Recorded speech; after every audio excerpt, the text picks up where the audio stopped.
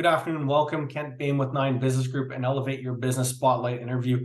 We have Grant Sommerfeld joining us today. Grant, please introduce yourself, introduce your company, and more importantly, what sets you apart, what makes you different than the competition. Grant, welcome to the program. Well, thank you, Kent. I'm happy to be here.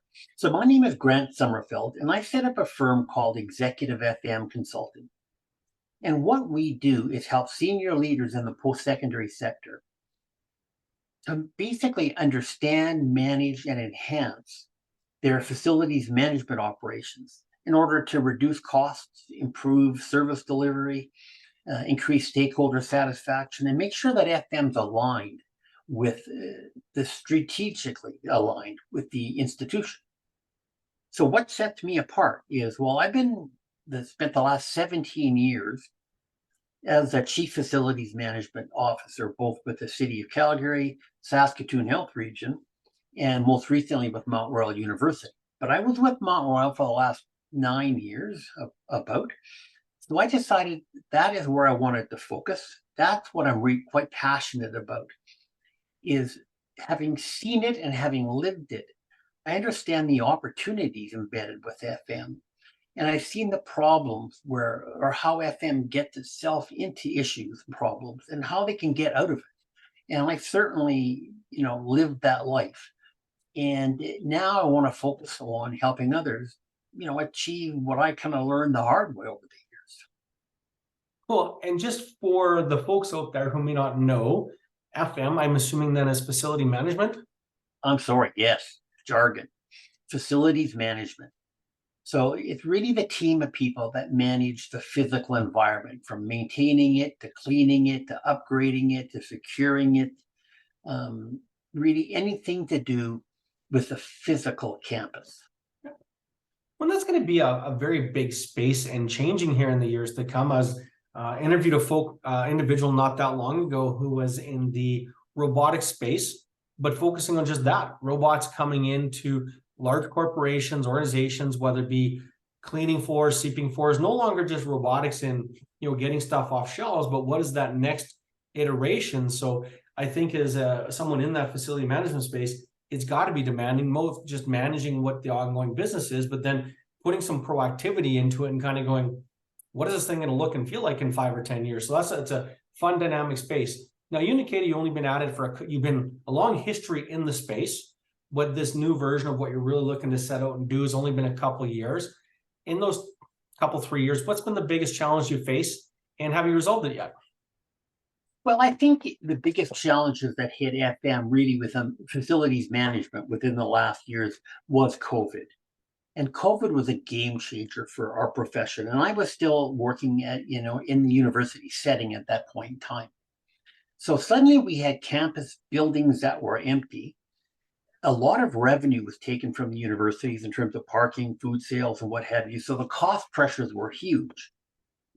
But yet it was actually from a facility standpoint, kind of a wonderful opportunity to do a lot of work in the buildings that you couldn't normally do other than in the summer or in the evenings and weekends, because the buildings were empty. So it was a period of time where we were able to really maximize our productivity and get a lot of things done.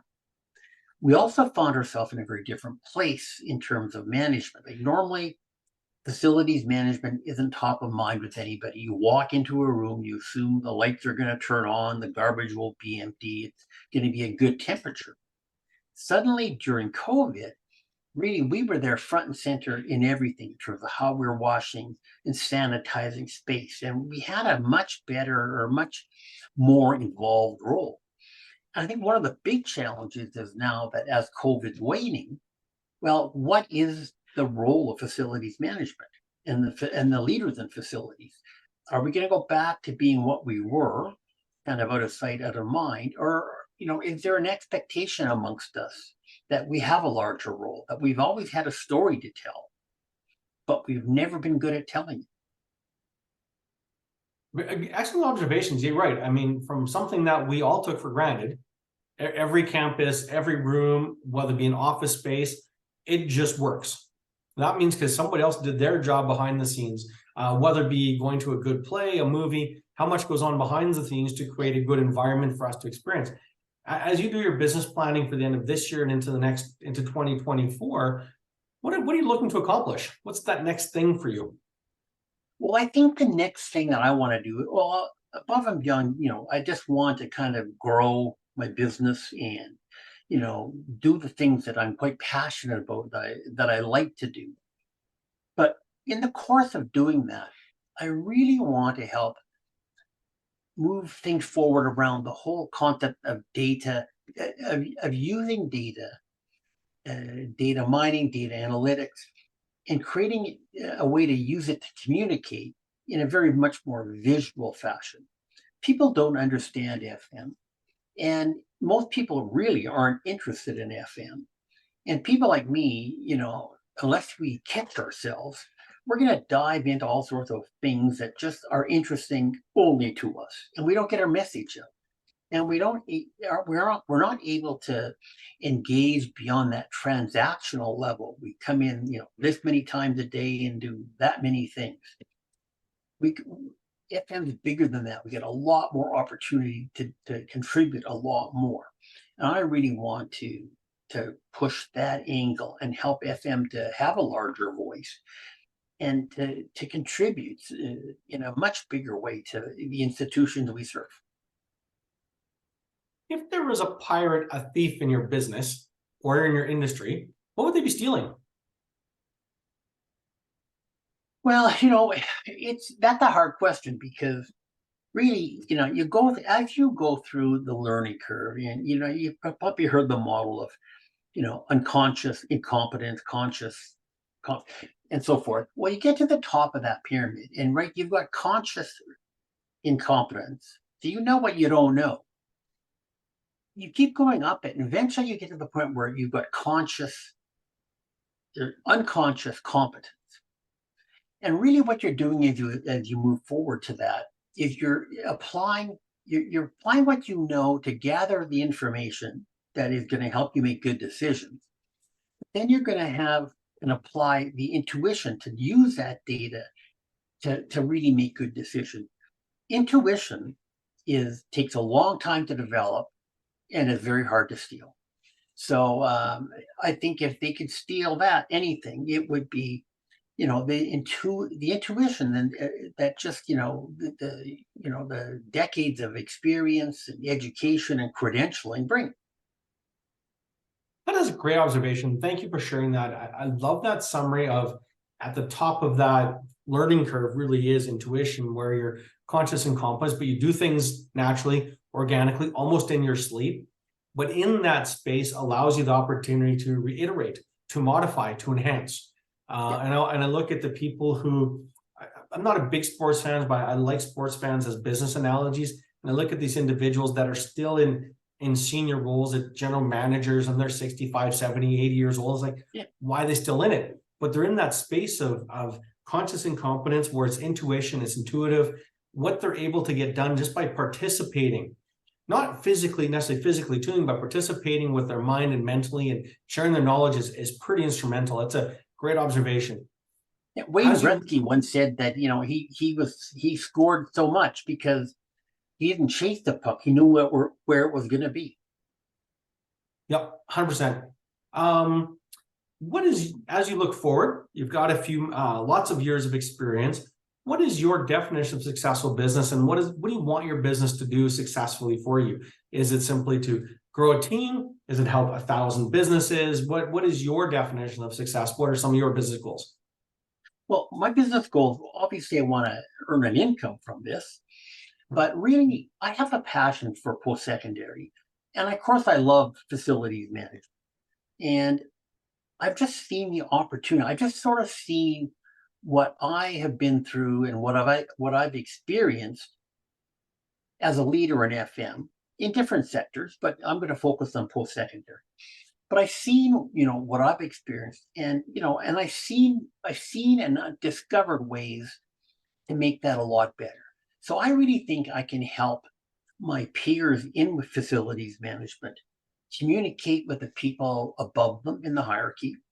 I think I can help them just through having a lived experience and going into an institution with a very open mind, unbiased. I think I can help them make their operation a lot better. And in so doing, I'm helping the institution become a lot better. I grew up on a, in southern Saskatchewan on a farm. There was nothing there. And it was post-secondary that kind of, I'm not going to say saved me, but certainly redirected my life. So to me, it's always been very important as a just something that I personally value.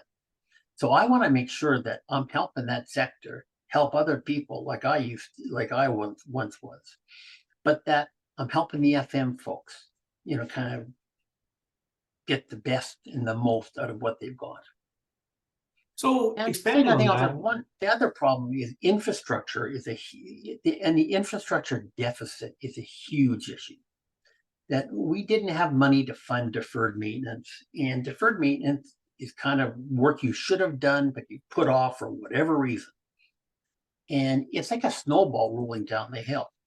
And it just gets bigger and bigger and harder to stop. And now it's to the point where I don't think it can be stopped. So now there's a whole bunch of strategies that are going to have to change in terms of how it's managed to even make sure these institutions survive. And I'm not talking just universities, but hospitals and roads and bridges, the whole public infrastructure. yeah, good point. Good point. When you look back, whether it be 2 years from now or 15 years from now, what do you want to be known for? I want to be known for having help institutions, universities, colleges, polytechnics. I want to be known for somebody who's gone in, helped them save money, helped them improve their service, uh, leaving them with happier stakeholders, people who use the building, and letting them contribute in different ways, moving from that transactional perspective to a more strategic perspective in terms of helping their institution. So I want to see them have a much bigger role in the institutions they serve, and not just is not as a support service, but as a strategic partner. And I want to be known as somebody that they can then call back on, because if I worked with them, I'm going to have a good understanding of their operation. That I am there for them as a strategic partner, advisor. I can step in and take operational responsibility. I really want to be of value to them. That's a good goal and good aspirations. Thank you very much, Grant, for your time. Short, concise, to the point, spot on. I have a couple of people in mind that I would like to introduce you to that are also in a similar space, but have some things that maybe can augment or help what you're doing. So stay tuned for those as well. And good luck with your journey, helping and connecting with facilities, and I guess helping them become more proactive in the big space that they're in. Thanks again. Well, thanks for taking the time to talk to me and letting me pontificate about all of this. It is something I could talk about all day. I'm sure. Thank you very much. Have a great week. All right. Take care. Thank you. Bye-bye.